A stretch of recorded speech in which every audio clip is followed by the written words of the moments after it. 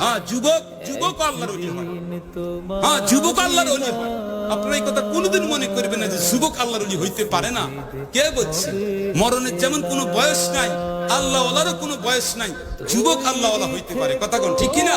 আমরা ইনশাআল্লাহ প্রতিটা ক্ষেত্রে জীবন দিয়ে হলো রাসূলকে ভালোবাসবো। কথা কোন রাজি আছেন তো? ভালোবাসার নাম কি কোন?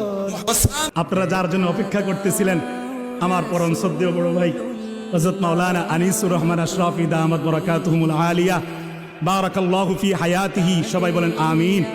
আল্লাহ তাআলা ভাইয়ের হায়াতের মধ্যে বরকত দান করুক। সবাই বলেন আমিন। উনি এসে গিয়েছেন, আমি আর আমার কথা এখানেই শেষ করলাম। আমার শেষ কথা একটাই, আমি গুনাহগার। আপনাদেরকে শুধু এটাই বললাম, বড়দের থেকে এটাই শেখার চেষ্টা করতেছি। নিজেও এখনো পুরোপুরি আয়ত্ত করতে পারি নাই। জিন্দেগির মধ্যে নামাজ ঢুকাবো আমরা। বলেন কি বলছি? জিন্দেগির মধ্যে সবাই নামাজ ঢুকাবো। বলেন ইনশাআল্লাহ।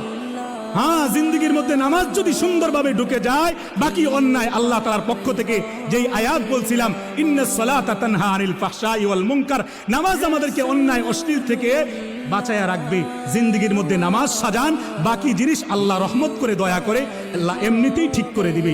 আর দিনদার ওলামায়ে কেরামের সাথে আসা যাওয়া সম্পর্ক, তাদের বয়ান শুনেন, দেখবেন আল্লাহ তাআলা আরো বেশি দিলকে পাল্টায়ে দিবে। ইয়া আইয়ুহাল্লাযীনা আমানুত্তাকুল্লাহ ওয়া কুনু মাআস সাদিকিন।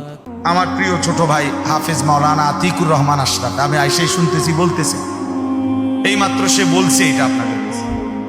আমি আবার বললাম, ছেলেরা ভাইয়া, একটা ছেলে মোবাইল হাতে ধইরা ভিডিও বা রেকর্ড করবা না, আমি নিষেধ করলাম। আর একটা মোবাইলও ধরে রাখবে, আমি নয়তো উঠাই দেবো তোমার দোস্ত, তুমি উঠে যাইতে হবে এখান থেকে।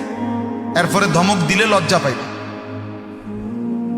আমি আগেই বলছি, আমি ব্যক্তিগতভাবে কোনো প্রার্থী না, নির্বাচনের কোনো জনসভার জন্য আসি না।